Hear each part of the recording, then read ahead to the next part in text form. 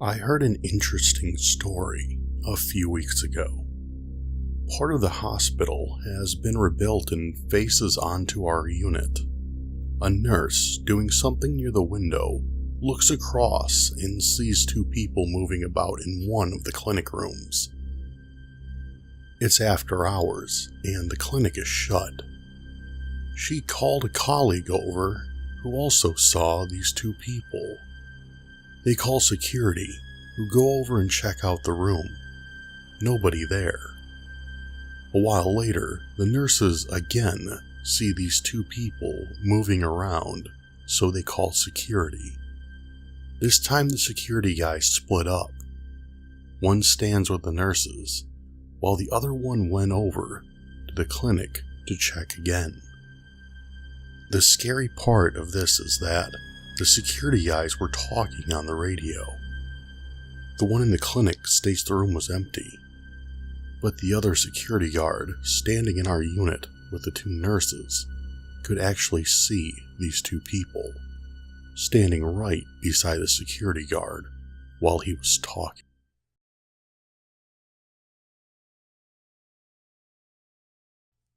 My mother-in-law has been a CNA for 15-ish years, and like many new CNAs, one of her first jobs was at a nursing home for the elderly. Soon before patients at that nursing home passed, they would complain about the children outside being noisy. In the dead of night, there were also patients that would comment on the children playing outside their window in the daytime, when clearly there were no children to be seen. She has plenty of other weird stories, but that one is my favorite.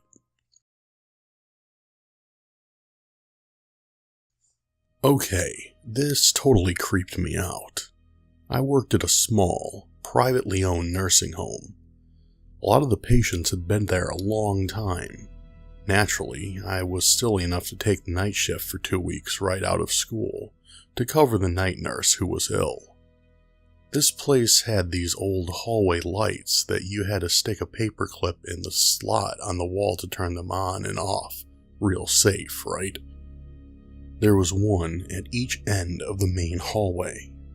I carried the paperclip on my keyring, so there I am one night. I come in at 11, take report, set up with supplies, etc. I shut out the lights. The only light is from the lamp on my desk and the eerily red exit sign that casts this red wash all over the walls. Anyway, I'm standing at the med cart, stocking med cups, and I feel a whoosh of air. It's winter and no windows are open. I hear a rustling sound and think that it's the resident in number 3 who is restless sometimes at night. His room is about 6 feet from the med cart. Now, being the brave nurse I am, I decide to check to make sure he's not trying to get out of bed. I go over to his room and find out that he's sound asleep. I do a bed check and everyone is sleeping and accounted for. The CNA is in the TV room doing flow sheets. I continue on with stocking. A little while later, I hear the noise again, and this time see a figure out of my peripheral vision pass by me into room 3. This time, I'm not so brave. I take the CNA with me, who now thinks I'm nuts. We creep into the room and find the patient sitting up in bed, having a conversation with someone who isn't in the room. When I ask him who he is talking to, he tells me the man sitting in the chair in the corner. Naturally, there's no one in the chair. The aide and I settle him down and leave the room.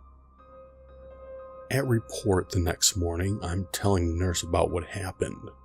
Before I could say who the PT was talking to, she said, "The man sitting in the chair in the corner, right?" Creepy.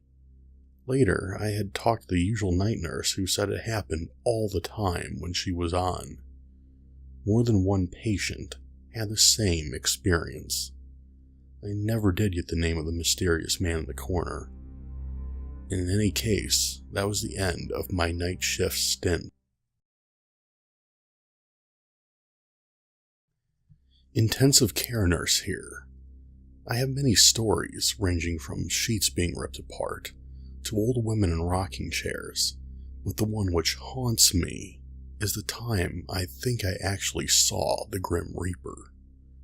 It was 1999, late in the day. It was summer and turning dark in a busy 12-bedded ITU in London. I was in charge and at the nurses' station. There were a few people milling about, but less than during the day. I looked up to see this man opening and coming through the double doors into the unit. What was so striking about him were his clothes. He looked like he had been picked straight out of 1974 and dropped in 1999. He was wearing brown cord flares, the platform shoes men wore, then an orange, yellow, and brown check shirt with a cream and brown patterned tank top over the shirt. He was white with shortish brown hair and about 30 years old. He walked calmly, like he did this all the time. He walked calmly towards a bay of patients. Not recognizing him and knowing he wasn't a relative of other healthcare person, I said, "Hello, can I help?" He looked at me directly, nodded as if to say hello, and carried on walking. I watched him, and he stopped at the end of a patient's bed and turned to look at them. He never touched the person or did anything other than look at them.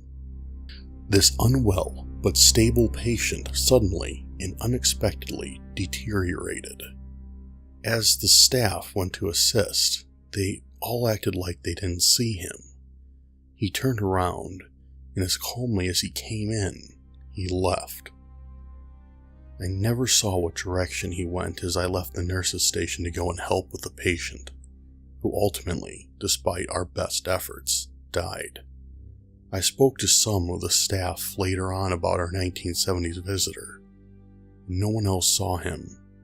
17 years later, it is vivid in my mind.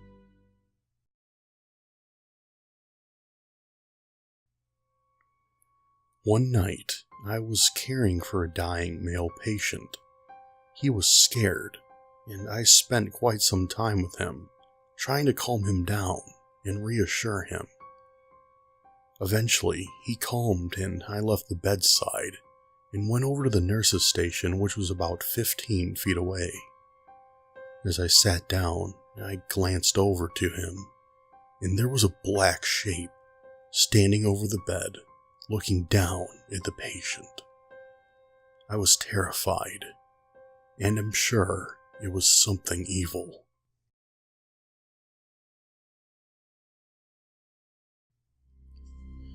During clinical and nursing school over the last summer, we went to an older hospital that had been converted to a rehab unit after a hurricane. It is a 3-story facility, but only the top floor is used. The elevator would stop on the second floor every time, which was being used only for storage. Being inquisitive, I asked the staff and found out that supposedly the second floor is haunted by an old ghost doctor who worked and died on the unit. I just had to investigate. I grabbed a classmate, and upon stepping onto the vacant, darkened unit, a call bell was on. We walked in and turned it off. What we weren't told is that the second floor was the old OR floor. It was pretty creepy walking through the old surgical suites. Well, once we had made an entire trip around the unit, we came back to the nurse's station, which was adjacent to the elevator. As we rounded the corner to face the elevators, the door to the elevator flew open and all the call bells went off, as if to say, "Get out."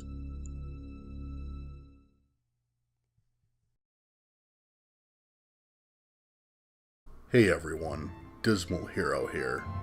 Thanks for checking out the video, and if you like what you saw, make sure to subscribe so you're always up to date with my new videos. Thank you again for watching, and I'll see you next time.